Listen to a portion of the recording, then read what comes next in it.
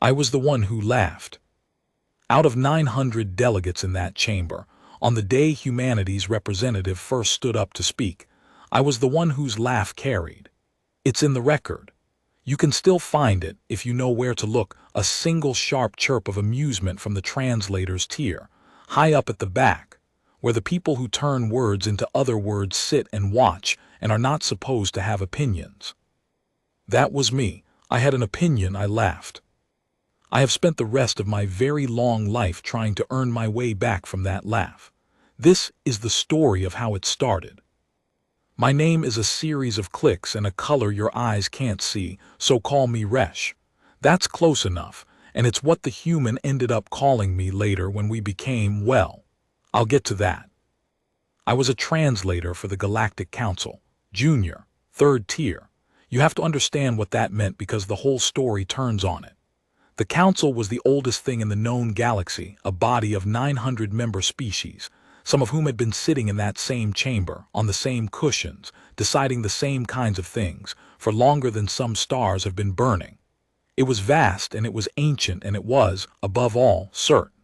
Certain of its rules, its order, its rightness. Certain of who mattered and who didn't. And nobody mattered less than a new species applying for recognition. That's what humanity was that day, an applicant. Earth had been discovered by a survey drone 40 of your years before, stumbled on really, a backwater system off the main lanes, and humanity had spent those 40 years clawing its way up to the threshold of the Council's attention, building, reaching, sending probes out past their own little cluster of worlds, knocking politely on the door of the galaxy. And the galaxy that day had finally agreed to crack the door open, just to look, just to say no. Because that's what the meeting was. I want to be honest about that. The recognition hearing wasn't a real question.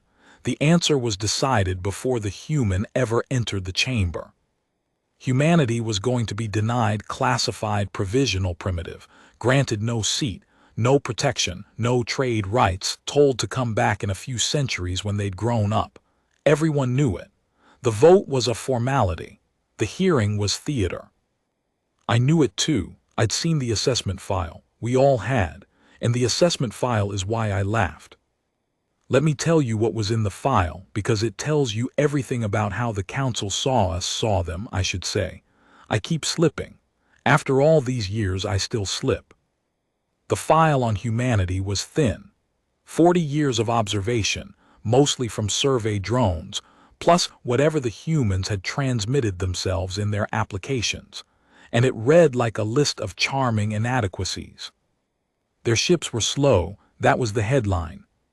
Humanity had faster-than-light travel barely, a crude early form, the kind most species discover and then refine over millennia, but their ships were slow and small and few. Their largest vessel, the file noted, was a thing called a colony hauler, unarmed, built to move people and dirt and seed stock between their handful of worlds.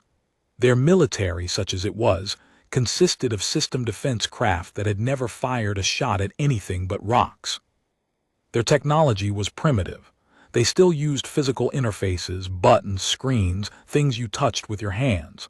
The Council species had moved past that ages ago.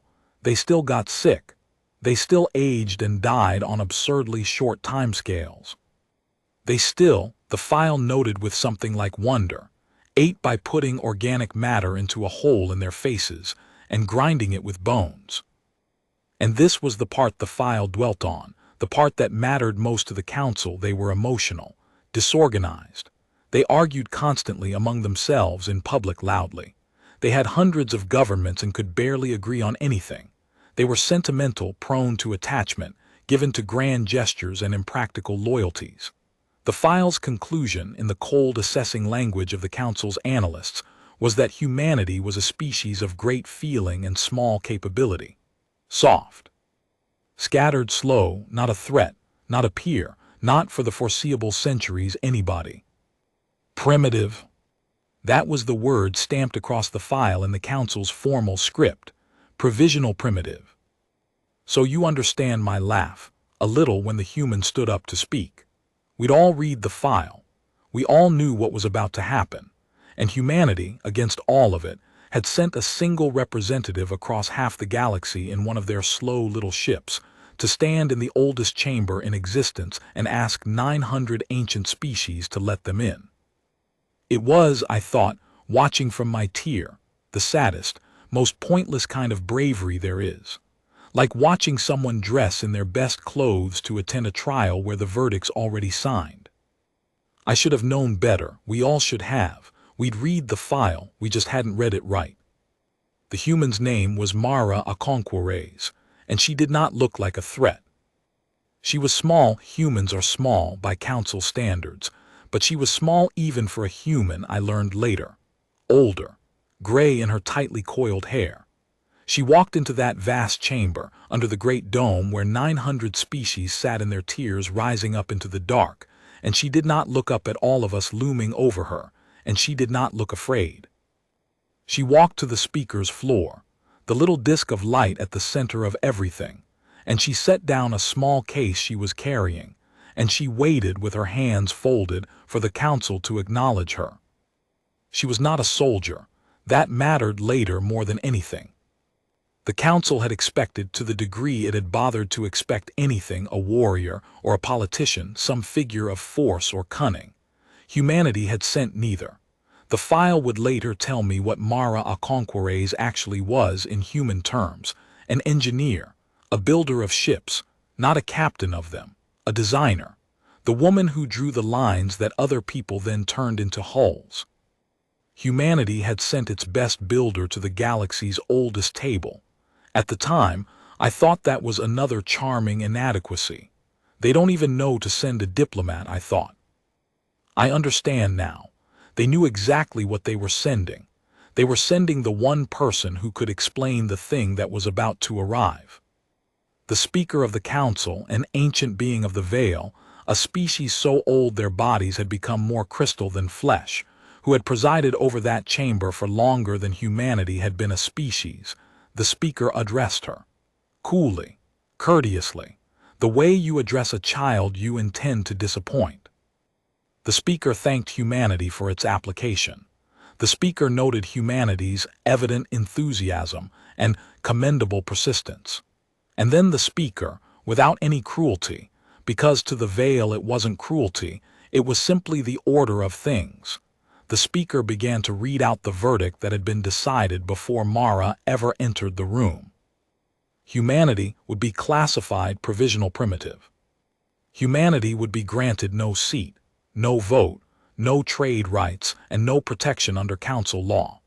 Humanity would be advised to continue its development and to reapply in no fewer than 500 years, at which point its progress could be reassessed. The speaker asked, as a formality, whether the human representative wished to say anything before the vote was recorded. And Mara Aconquires looked up, the first time she'd looked up, at the 900 species rising into the dark above her. And she said, in a calm, clear voice that the translators carried into 900 tongues, "Yes, I'd like to ask the council a question first. May I?" The speaker, amused, allowed it. "How many of you," Mara asked, "actually read our file, the whole thing, not the summary?" "The whole thing." Silence. The kind of silence that means nobody wants to answer because the honest answer is none of us. "That's what I thought," Mara said, and she crouched down and she opened her small case. "Now I have to tell you about the Dreadnought, because the title's right there and you've been waiting, and I've been making you wait on purpose, because the waiting is the point. The whole galaxy waited too that day, and the waiting is where the lesson lived." Out of her case, Mara took a small device, a projector, crude by council standards, a thing of buttons and screens she touched with her hands. And she set it on the floor of light, and she pressed a button, and above her, in the center of that vast ancient chamber, a hologram bloomed. It was a ship. I have to be careful describing it, because the first thing everyone gets wrong is the size, and the size is the trick. When that hologram appeared, scaled to fill the center of the chamber, a ripple went through 900 tiers because the thing was enormous, vast, a dreadnought in the truest sense, longer than any council warship I'd ever seen, rendered, bristling, layered, immense. It hung there in the air above the small gray woman, and you could feel the whole chamber recalculate. The speaker's crystal body shifted. "This is your vessel?" the speaker asked, and for the first time there was something other than courtesy in the ancient voice. There was the beginning of a question. "This is a vessel we can build," Mara said. "I want to be precise about my words because precision matters here. This is not a ship we have. This is a ship we can build. There's a difference, and the difference is the entire reason I'm standing here." And the chamber, which had been ready to laugh humanity out the door, went very, very quiet. Because here is the thing the council understood, in its bones, in its 10,000-year-old bones, the thing it understood far better than any young species ever could. The difference between a ship you have and a ship you can build is the difference between a fact and a threat. A ship you have can be destroyed. A ship you can build is a thing that comes back, again, and again, and again, as many times as you decide to draw the lines and lay the hull. I stopped wanting to laugh. I remember that exact moment. The laugh just died in my throat, unborn. The speaker asked the question the whole chamber was thinking. "If you can build such a vessel," the speaker said slowly, "why have you not? Your file shows no warships. Your largest vessel is an unarmed hauler. If humanity possesses the capacity to construct a dreadnought of this scale, where is it?" And Mara Aconquires, small, gray, an engineer and not a soldier, looked up at the speaker, and she gave the answer that I have spent my life turning over, the answer that was the real beginning of everything. "Because we didn't need it yet," she said, "and we don't build things we don't need." You have to understand how that answer landed in that room, because it broke a rule the council didn't even know it had. Every species in that chamber, all 900, had risen to power the same way. You build strength, and then you use the strength to take a seat, and then you defend the seat with the strength. Strength comes first. Strength is the ticket in. The council was, underneath all its law and ceremony, a room full of species who had each, in their time, shown up holding the biggest weapon they could carry, because that was how you proved you mattered. That was the only way anyone had ever proved they mattered. And here was a species saying, "We have the capacity for overwhelming force, and we chose not to build it because we had no use for it yet. We built haulers. We built colony ships. We moved people and dirt and seed stock between our worlds because that was what we needed." The dreadnought was always there, in the math, in the designs, in the capability. But it lived in the drawer, undrawn, because you don't waste your people's lives and labor building a thing to kill with when what you need is a thing to live with. The council had never met a species that did that. That could build the weapon and chose not to. To the council, capability and intent were the same thing. You built what you could, you wielded what you built. That was simply what power was. The idea of a people holding overwhelming force in reserve, undrawn, not out of weakness but out of a kind of discipline, a kind of patience, that was genuinely outside their experience. It didn't fit in the file. It didn't fit in 10,000 years of how the galaxy worked. That's what Primitive had hidden. We'd read the file and seen a species of great feeling and small capability. Soft, scattered, slow. We'd seen the slow ships and the buttons and the eating with bones and the constant arguing, and we'd concluded, weak. We had completely failed to ask the only question that mattered. We'd measured what they had built. We had never once asked what they could build, and were choosing not to. The slow ships weren't the limit of human capability. They were a choice. The unarmed hauler wasn't all humanity could make. It was all humanity had needed to make. The 40 years of clawing toward the council's door, the polite knocking, the patience, all of it we'd read as the desperation of the weak. And it was, in fact, the restraint of the strong. The most dangerous kind of strong. The kind that doesn't reach for the weapon until you've made absolutely sure it has to. The speaker of the council, 10,000 years old, crystal where its flesh used to be, looked at the hologram of the dreadnought turning slowly above the small gray woman, and asked the second question, the one that changed the meeting from a denial into a negotiation.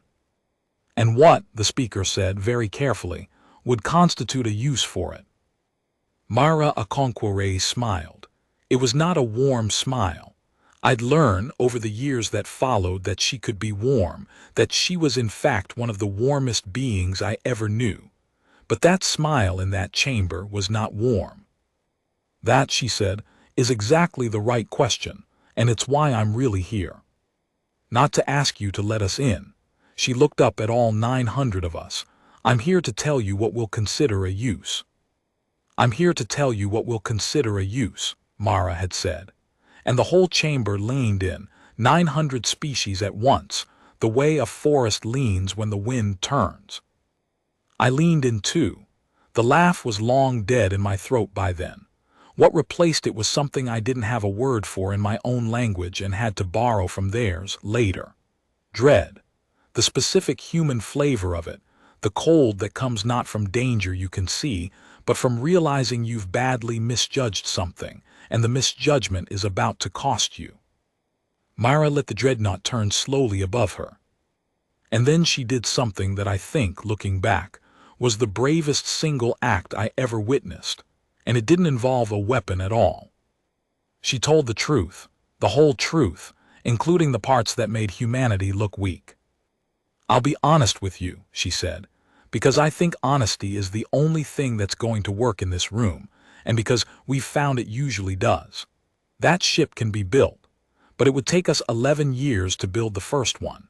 It would cost us more than we can comfortably afford. It would mean turning yards that currently build colony haulers and hospital ships and water tankers over to building something that kills. And every one of those 11 years, my people would be poorer and more frightened and less free, because that's what building a thing like that does to the people who build it. We know. We've done it before to ourselves in our own history more than once. We know exactly what it costs, and we know it isn't only counted in money. The speaker's crystal form was very still. So I'm not threatening you, Mara said. I want that on the record too. A threat would be me saying, give us a seat or we build the fleet. That's not what this is. We don't want to build it. We would consider it a tragedy to build it. I'm standing here precisely so that we never have to. She looked up. I came to tell you the one thing that would make us build it, just one, so that you know where the line is. So that nobody crosses it by accident, thinking we're primitive, thinking we're soft, thinking there's no cost to wiping out a backwater that doesn't have a seat at your table. And what is the one thing? The speaker asked. Touch our worlds, Mara said. That's it. That's the whole line. We're not asking for your protection because you've already voted not to give it. Fine. We don't need it as long as everyone in this room understands that the day a council fleet, or any fleet, moves against a human world, is the day those yards stop building hospital ships. And we will spend 11 years and every credit we have and every comfort we own building that, and then we will come and find whoever did it. Not to take your seats, not to rule your galaxy, we don't want it. Just to make sure the cost of touching us is more than anyone ever is willing to pay. She powered down the projector. The dreadnought vanished. The chamber felt suddenly, strangely empty without it. You voted to call us provisional primitive, Mara said, gathering her small case. Go ahead, vote it. We'll come back in 500 years like you asked, and we'll be polite and we'll keep building hospital ships in the meantime. But take the file home tonight and read the whole thing this time, not the summary, the whole thing, because the summary says we're weak. And the file, the actual file, the part nobody read, the file says we're patient. And those are not the same word. They have never been the same word. The galaxy is about to spend a very long time learning the difference. And Mara Okonkwo, engineer, not a soldier, picked up her small case and walked out of the oldest chamber in the galaxy, leaving 900 ancient species sitting in a silence none of them knew how to fill. I want to tell you the council learned its lesson right then. It didn't. That would be a children's story. What actually happened next is the real story, and it's uglier, and it's why I'm the one telling it. because there was a faction in the council that heard Mara's speech and drew exactly the wrong conclusion. You have to understand the politics, just a little, because the politics is where it nearly went catastrophically wrong. The council wasn't one mind. 900 species, and underneath the ceremony they were always maneuvering, always in blocks and alliances and old grudges. And the most powerful block, the one that had quietly run things for the last few thousand years, was led by a species called the Hadron. The Hadron were warriors, old ones, successful ones. They'd risen exactly the way everyone in that chamber had risen, by building strength and using it, and they'd done it better and longer than almost anyone. They held the chairmanship of the Council's Security Committee. They controlled the largest standing fleet, and they had built their entire identity across thousands of years on a single principle: that strength deferred is strength wasted, that a weapon held in reserve is an insult to the weapon. You build, you wield, you win. That was the Hadron Creed. And the Hadron had listened to Mara Aconquires say, "We have the capacity for overwhelming force and we choose not to build it." And they had heard, in their warrior bones, not patience. They had heard vulnerability. I know this because I translated for them. That's the part I have to confess, the part that's mine to carry. After the hearing, the Hadron delegation requested a translator fluent in the human tongue for a series of private sessions, and a junior third-tier translator who'd embarrassed himself laughing in the chamber was an easy one to assign to grunt work. So I sat in those rooms. I turned the Hadron's words into human when they tested communications, and human reports into Hadron. And I listened to the most powerful block in the galaxy talk themselves, step by reasonable step, into the worst mistake any of them ever made. Their logic was this: humanity had just announced in open council that it did not yet possess the Dreadnought, that it would take 11 years to build the first one, that humanity was, right now today, exactly as the file said, slow ships, small fleet, unarmed haulers. The Dreadnought was a future thing, a drawer thing. So the Hadron reasoned the human had made a fatal error. She had told the galaxy precisely how long humanity's window of weakness was. 11 years. Strike now, before the yards turn over, before the first hull is laid, and there is no Dreadnought. There is no fleet to find anyone. There is only a backwater species of soft, sentimental builders with slow ships, and you erase them, quietly, in a single season, and the threat dies in the drawer where it lives. To the Hadron, this wasn't even aggression. It was hygiene. You'd identified a future danger and you'd removed it before it could mature. Their creed made it obvious. Strength deferred is strength wasted. Humanity had deferred. Therefore humanity could be taken. I sat in those rooms and I translated, and I felt the dread grow into something worse, because I could see what the Hadron could not. I'd read the whole file by then. After the hearing, I'd gone back and read every page, the way Mara told us to, and I'd seen the thing the summary buried. Humanity had said it would take 11 years to build the Dreadnought. What humanity had not said, what was buried on page after page of the actual file, in the production data, in the industrial surveys, in the 40 years of patient, unglamorous numbers nobody on the assessment team had bothered to add up, was how many yards humanity had. And how fast a species that builds hospital ships in peacetime can build something else, when you give them a reason. The 11 years wasn't a limit. It was a peacetime figure. It was how long it took if you didn't disrupt the colony haulers, didn't frighten the public, didn't turn the whole civilization over to the task. It was the polite number, the number you give when you're trying not to threaten anyone. I tried to say something. I want you to know I tried. In one of those sessions, I broke every rule of my position. A third-tier translator does not speak. Ever, a translator is a window, not a voice. And I said to the Hadron chairman directly, "Honored chairman, the 11-year figure. I have read the full human file. I do not believe 11 years is their true capacity. I believe it is their comfortable estimate. Under pressure, I think it would be very much less." The Hadron chairman looked at me the way you look at a piece of furniture that has made a noise. And then it did the thing the powerful always do with information they don't want. It thanked me for my diligence, and it dismissed me from the sessions, and it disregarded what I'd said entirely because it did not fit the creed, and the creed had never once been wrong in 3,000 years. They reassigned me. Window doesn't talk. They sent me back to the third tier, and they made their plans without a translator who developed opinions, and 3 months later, without informing the full council, the Hadron block moved a battle group toward the human cluster. To do hygiene, to kill the threat in the drawer. I have to slow down and tell you how I came to be aboard that battle group, because it's the hinge of my whole life, and because, without it, I wouldn't be the one who could tell you what humanity actually was. When the Hadron mobilized, they needed translators. A battle group going to a human cluster needs someone who can read human transmissions, human distress calls, human surrenders. The Hadron fully expected surrenders, and translators with fluent human were rare. Humanity was new.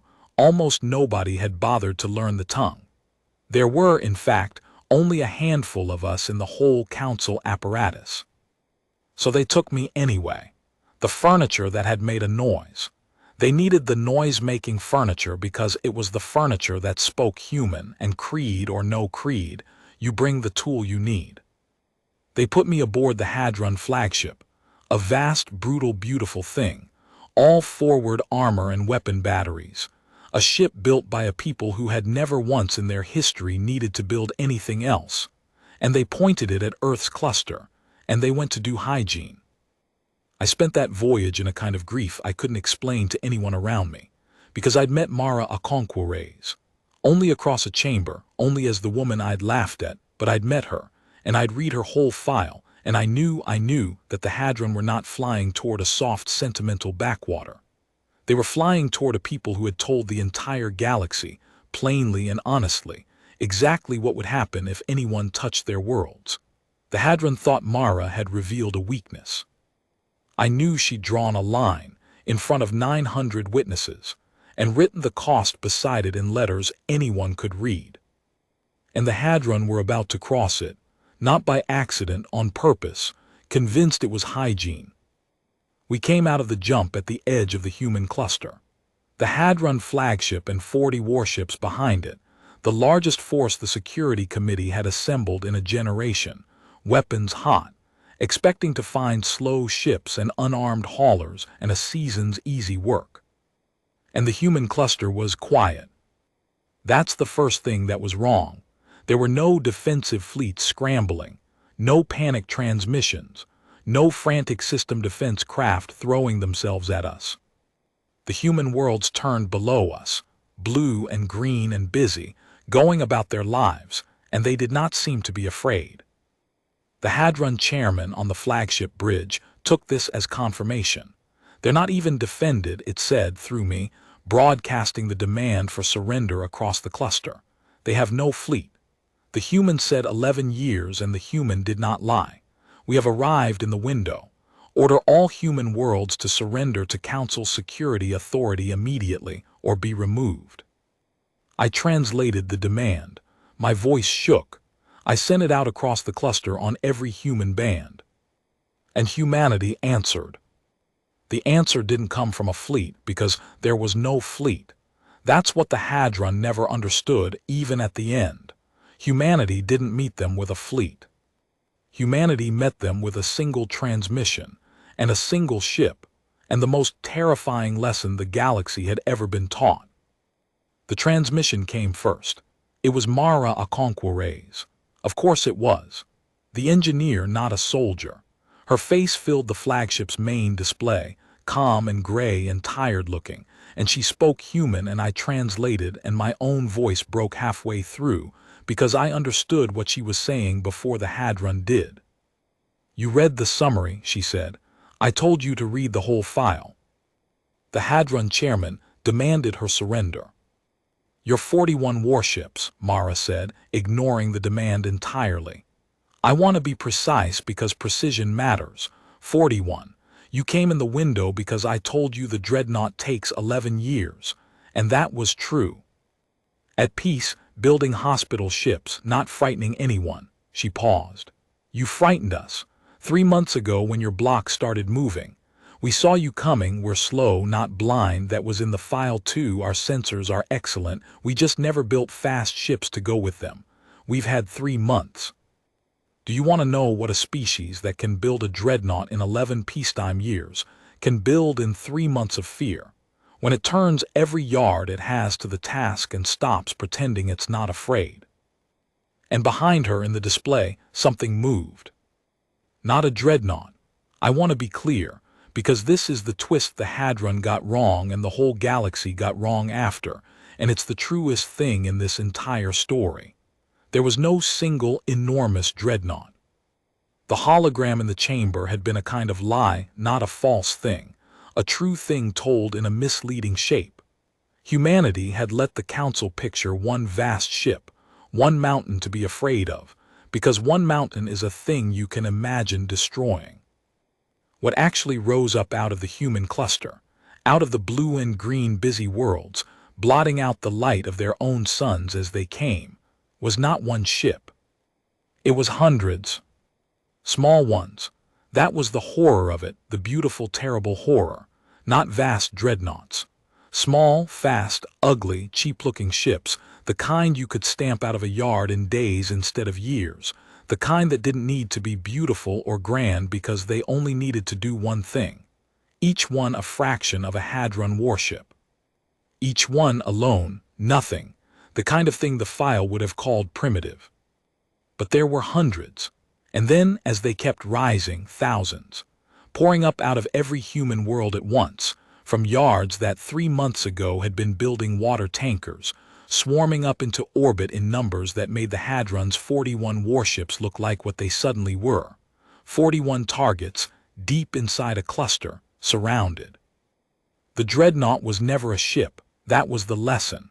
The Dreadnought was the capacity, the yards, the patience, the decision held in reserve to build.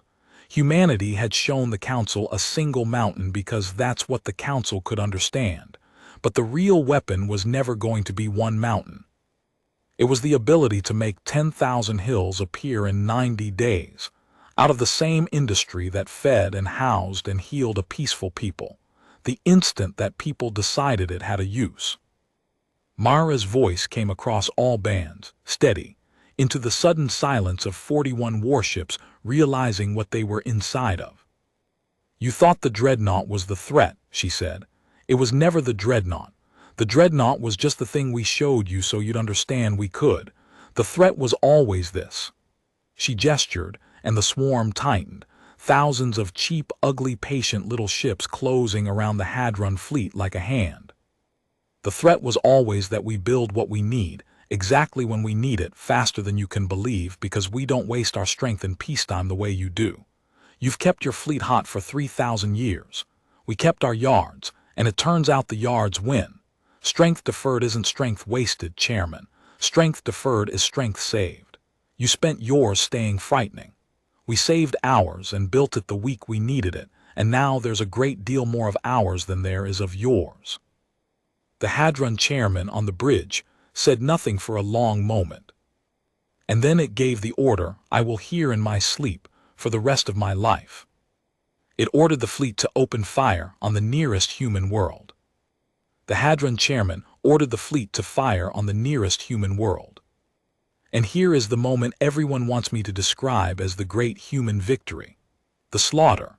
The 41 Hadron warships torn apart by 10,000 swarming hulls, the proud old creed broken on the patient new strength, the backwater turning the table over and grinding the Council's fleet to dust. That's what the Hadron expected in the half-second after the order. I felt it on the bridge, the bracing. The warriors' strange relief that at least now it would be a battle, the thing they understood, the thing they were good at. 41 warships against thousands, deep in enemy space, no way out, but a battle, a clean death by the creed, strength meeting strength. That's not what happened. And the fact that it's not what happened is the entire reason I'm telling you this story. Instead of a different, darker one. The Hadron batteries fired. I saw the weapons charge, saw the order pass to the gunnery tiers, saw the first salvo leave the flagship's forward array, streaking down toward a blue-green human world full of people who had been going about their lives. And the salvo didn't arrive. It just stopped. 40 kilometers out from the flagship, every round, every beam, every warhead of that first salvo simply ceased. Not deflected, not shot down, ceased like a sound cut off, like a word swallowed. The energy went somewhere I couldn't see and didn't understand, and the human world below turned on, blue and green and unharmed, and not one human died. Mara's voice came across the bands, still calm, still tired, but there was something underneath it now, something I'd never heard from her, and it took me years to name it. It was grief. The grief of someone who'd hoped, right up to the last second, that she wouldn't have to prove this part.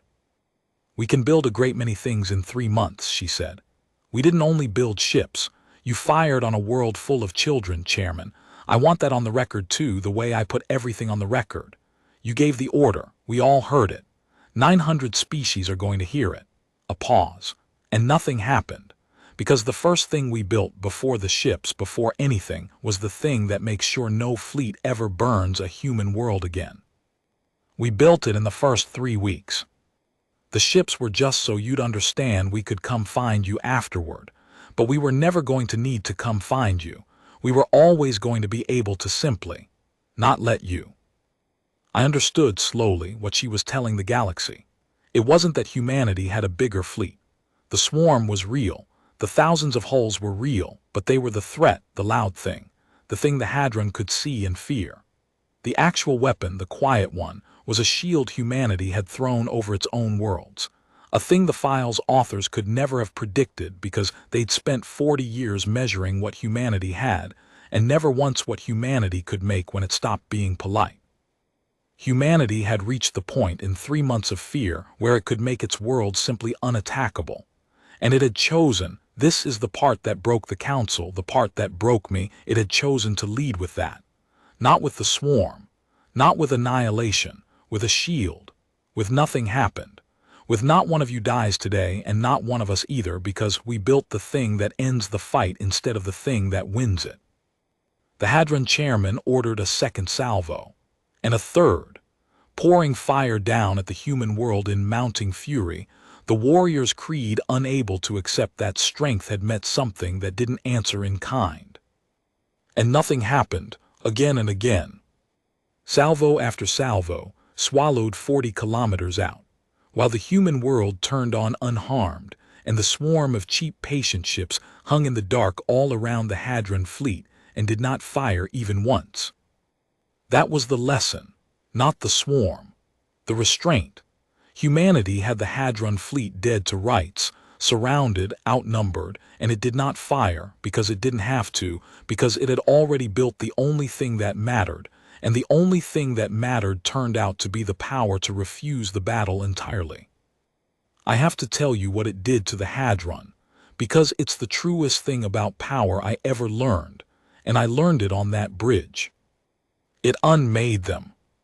A warrior species, the oldest and proudest in the council, built entirely on the creed that strength meets strength, and they had brought their strength across the galaxy and hurled it at a backwater, and the backwater had simply declined to be hit, and declined to hit back, and there was nothing in 3,000 years of Hadron doctrine that told them what to do with that. You cannot win a battle the other side won't have. You cannot break a people who answer your fire with a shield and your fury with patience. The Hadron had spent their entire existence learning how to be the most frightening thing in any room, and humanity had walked into the room and made being frightening irrelevant. The chairman ordered a fourth salvo. Its voice, through me, had started to come apart. And that's when Mara said the thing that ended it. Not a threat, the opposite of a threat. The thing that I think in the end actually changed the galaxy more than the swarm, more than the shield, more than any of it.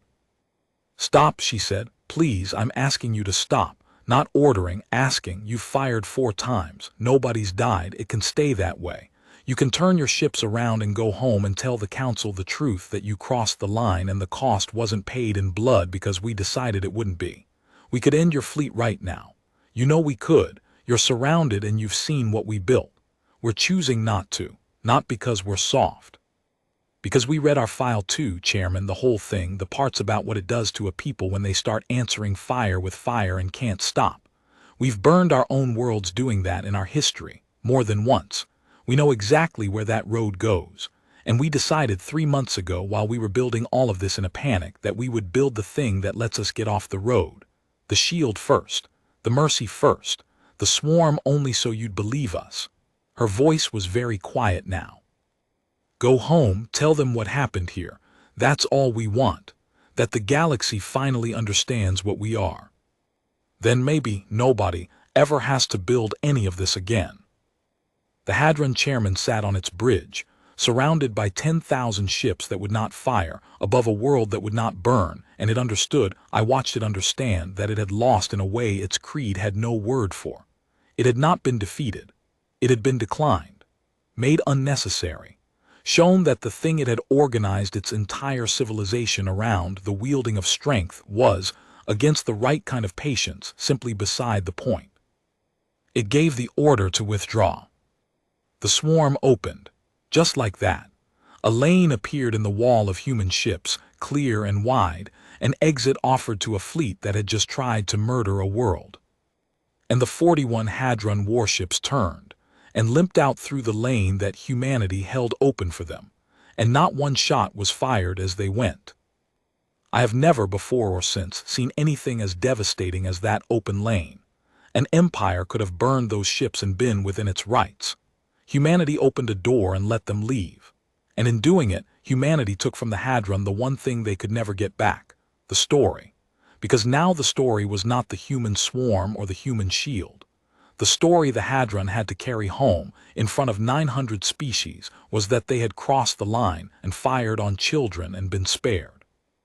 That the primitive backwater had held them in its hand and chosen to open it. You cannot recover, as the most frightening thing in the galaxy, from being shown mercy by the people you tried to exterminate. The mercy is the wound that never closes. The Hadron were never the same. Within a generation their block had fractured, their creed discredited from the inside, their young asking the question the old couldn't answer. If strength can be made beside the point, what were we all that time? The council that humanity faced after that was a changed thing. And here's where I have to be honest about what actually changed, because the histories make it grand and clean, and it was neither. The galaxy did not suddenly love humanity. Fear isn't love. What changed was deeper and slower and more permanent than love. The council had run, for 10,000 years, on a single hidden assumption, the same one the Hadron Creed made out loud. That strength was a thing you accumulated and displayed and used. That power was measured in what you had built and could wield right now today. The whole order of the chamber, the tiers, the seats, the blocks, the entire architecture of who mattered, all of it rested on that one assumption. You showed up holding the biggest thing you could carry, and that's what you were worth. And humanity had shattered the assumption in a single afternoon, not by being stronger, by proving that the strength on display was never the strength that mattered. That a people who built hospital ships in peacetime and could build a wall of warships in 90 days were more dangerous than any standing fleet, precisely because they didn't keep the fleet standing. That patience and capacity and the discipline to not build the weapon until you needed it beat 3,000 years of keeping the weapon hot. Every species in that chamber went home and did the same arithmetic I'd watched the Hadron refuse to do. And every one of them arrived at the same cold conclusion. We have been measuring the wrong thing. We have been measuring each other's fleets, and the thing that actually wins is the thing we never thought to count, the yards, the patience, the restraint. And once you've seen that, you cannot unsee it, and the whole order built on the old measurement starts, quietly, to come apart.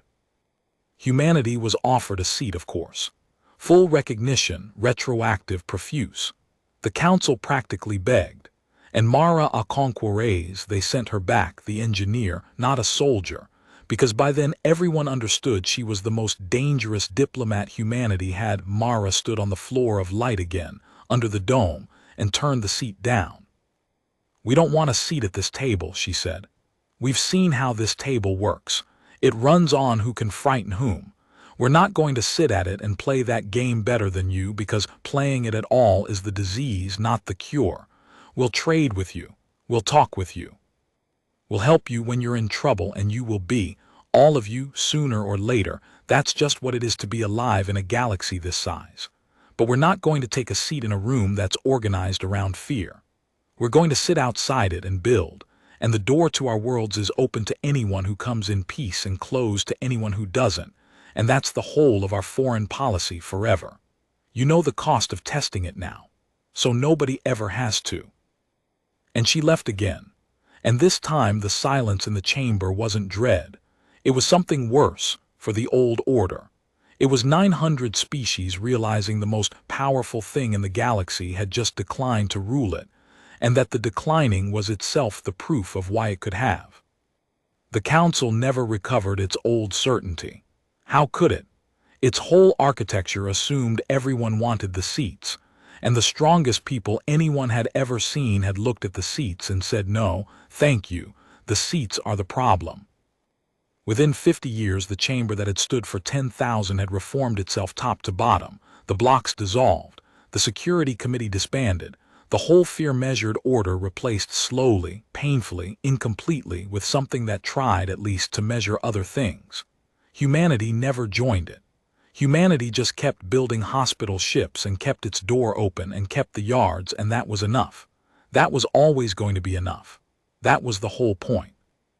I have to tell you what happened to me, because it's why this is my story to tell and not just history. I was furniture that made a noise.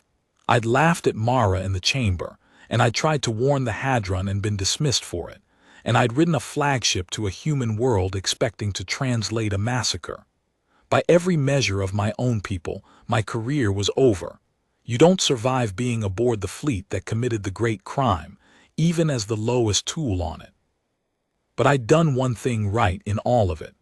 On that bridge, in the moments before the chairman ordered the first salvo, when I was translating the surrender demand, I'd added something. Off the script, against every rule of my position.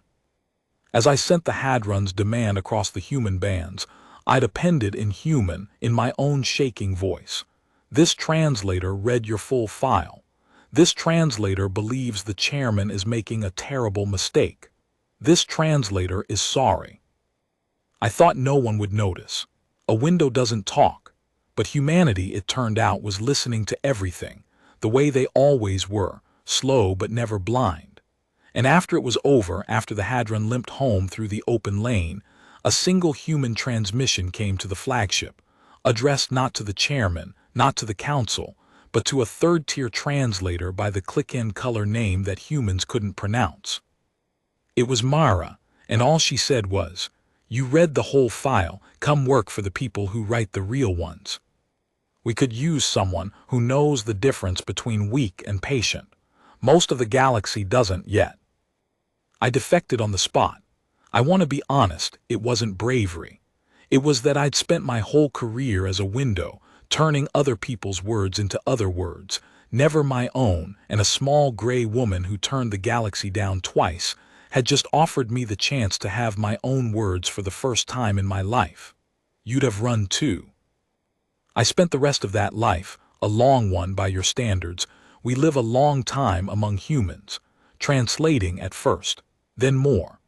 I was there when they helped the species the Hadron had absorbed find their own feet again. I was there when they pulled 3 different civilizations out of 3 different disasters, asking nothing, opening the door. I drank a great deal of their coffee. I learned why they argued so much. It wasn't disorder. It was the sound of a people who genuinely could not stand to leave anyone unheard, and it was the most exhausting and most beautiful thing I ever lived inside of. And I learned, finally, the difference between the 2 words, weak and patient. The galaxy had read humanity's file and seen weak, The slow ships, the soft hearts, the eating with bones, the endless arguing. And the truth was patient the whole time. A people strong enough to not build the weapon, strong enough to hold the door open for the fleet that tried to burn them, strong enough to be the most dangerous thing in the galaxy and choose, every single day, not to rule it. That's not weakness wearing a soft face. That's the hardest strength there is. It just doesn't look like strength to people who have only ever measured fleets. So the laugh. I told you at the start that I was the one who laughed. Out of 900 delegates, when the small gray woman stood up to ask an empire to let her people in, mine was the laugh that carried. It's in the record. A junior translator, certain he was watching pointless bravery, the saddest kind, someone dressed in their best clothes for a trial whose verdict was already signed. I had it exactly backwards. The verdict wasn't signed. The verdict had never been the council's to sign.